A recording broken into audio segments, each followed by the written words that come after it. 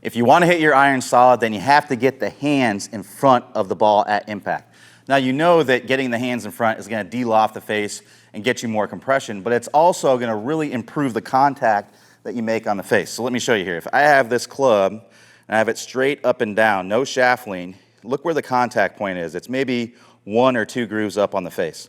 Now if I start leaning that shaft forward, that contact point goes up to the 4th or 5th groove on the face, which is going to be more in the sweet spot of the face. So what this means is, if you're someone who doesn't get the hands ahead, your best case scenario is basically to hit it thin, right? You're going to hit a lot of chunk shots, but you're going to hit a lot of thin shots and maybe even some top shots. The only way you're not going to is if the ball is sitting up on the grass like it's on a tee, and it's rarely actually going to be like that. So how do we get those hands in front at impact? Well, if you look at tour players, what you're going to see is more rotation of the body, and you're going to see the hands in front, and you're going to see how this club is more parallel with my chest. When you look at players that early release, the hips kind of square up, we throw the arms in front, and this club is more perpendicular to my chest.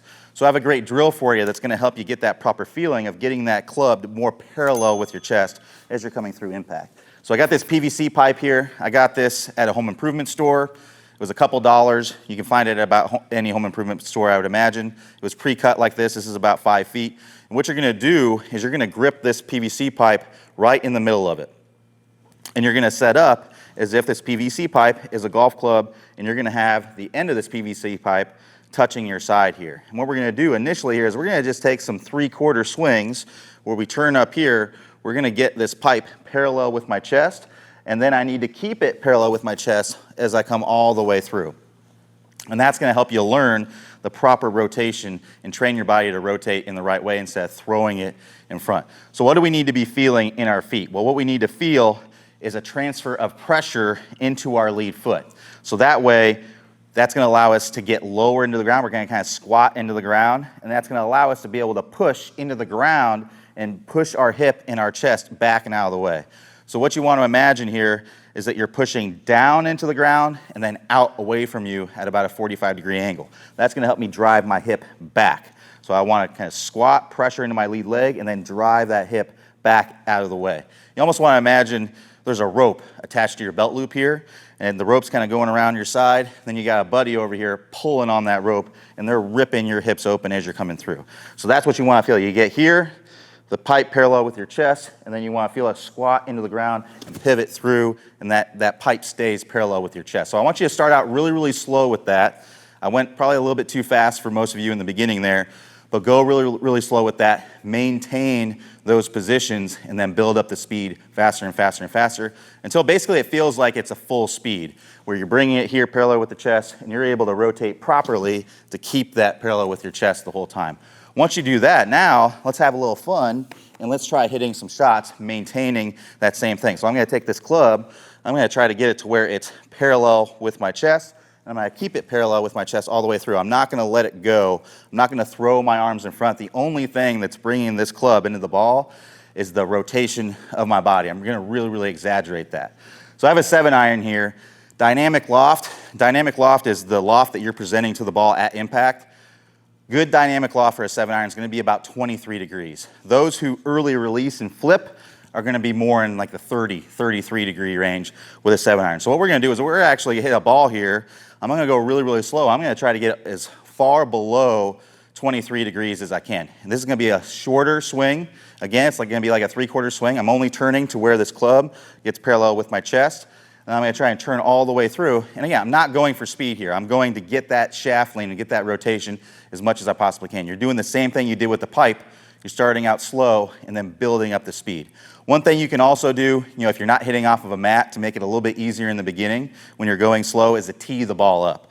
So I'm hitting off a mat here, so I don't need to tee it up. What I'm going to do, again, I'm going to take my normal stance. I'm going to try and go here and then really try to get that shaft leaning forward as I'm coming through, all rotation of my body. Let's see how low we can get it to come out. All right, so that was really, really well compressed. I mentioned that 23 degrees is pretty good. I got that to be 12.4. That's like almost half of what it normally is. So what I would do there, once I saw that was only 61 miles per hour. I would try to build that up. Now, you don't have to have a fancy launch monitor to tell you this. you're going to see for yourself that it's going to go a lot lower than what you normally do. What may be a good exercise to begin with is to hit some shots to get an idea of how high that ball is launching initially, and then you can do these shots and you'll be amazed at how much lower it goes and how much more compressed it's gonna feel. So start out slow with it. Again, the idea in the beginning is not to go really fast. The idea is to get that ball to launch as low as possible. You want to imagine you're hitting that ball underneath a doorway, really, really low. Once you get more comfortable with that, now, once we kind of get up to full speed with that, just like you did with the pipe, and you don't see the ball flight start to raise too much, if it starts to raise too much, then go a little bit slower and then start to build it back up again.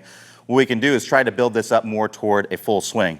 So again, we want to do the same thing, but we're going to go a full swing, right? Full backswing. And when you come through and you get here, what I want you to do is you can actually take this pipe and you can turn it over. So if I turn this way, you're going to get here, and then you can turn that over and go into the full finish and still make it to where it avoids your side. If you're hitting your side, then you got to slow it down a little bit. But you want to ideally work up to where you're basically doing this at full speed, and this pipe never ever touches your side from the time that you start the downswing, or the time that you start the backswing. So again, I'm going to go full swing, come through like that, and then I can turn it over. And just keep building up the speed, building up the speed, building up the speed. So now what I'm going to do is I'm going to try that same thing with my 7-iron again with a full swing. And again, I'm going slow. I'm not trying to go full speed with it. You're going to have to resist the temptation to go full speed with it. Because I'm telling you, the moment you go to full speed with this right away, you're going to you may see it change a little bit, but most likely it's still going to be pretty flippy.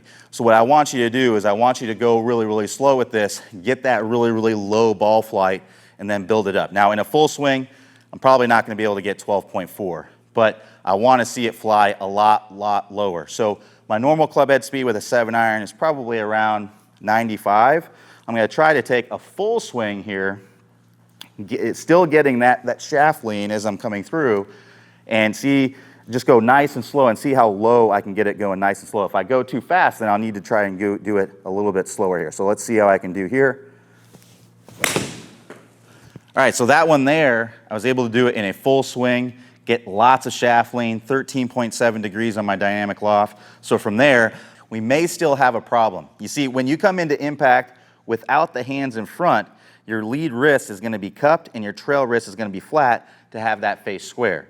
If you keep those same exact wrist angles and now you push those hands in front, now my club face is wide open, and now we have a new problem, right? We're hitting the shots all to the right. We're getting the hands in front, but the ball just goes way to the right. So we need to learn the proper wrist angles that are going to allow you to get that club face to square up. Ideally, this would happen in the start of the downswing, so that way it's already done. You can set it and forget it and just turn through the ball, get those hands in front. You're going to know that face is square every single time. You're going to get that compression. That ball's going to feel like a marshmallow rocketing off the face there. So this is what we refer to as the anti-roll method at top speed golf. And there are specific wrist angles that you need to know to get that club face square when the hands are in front.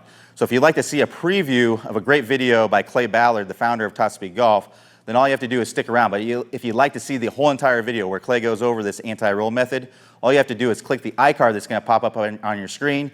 If you don't see the iCard pop up, no worries, just go below the video in the description. You can click the link there. Play well. Talk to you soon. So here's the bottom line. If you've been taught to roll the club in the early downswing, that causes the shaft to get steep. And that steep club causes all your problems. It causes you to hit it way behind the big hitters and way inconsistent with your quality of strikes. So you're in the tall grass and the trees and the hazards all day long. Now the great news is this. There's really only two pieces that you need to know to fix all these problems. The first one is we need to learn the proper way to square up the club face. Instead of rolling the forearms and getting steep, there's another way that the pros do this. Once you learn this right way to square up the club face, then you can shallow out from the inside and everything starts to fit together. Now I'm going to teach you this right now in what I call the anti-roll method. You may also hear this called the motorcycle move or the tour twist, but let's walk through exactly how to do that. Now what I want you to do is go ahead and go kind of in the last parallel in the downswing. So here, I want my hips to go ahead and be opening up. I want my club to be parallel with the ground, and I want my hands to be in front of my right thigh. Now, when I take my grip, you're going to notice that when I do this, the club face is basically straight up and down. So if I'm looking at it from this angle, You'll see the face is straight up and down, and my logo of my glove is pointed out in front of me. Now from there,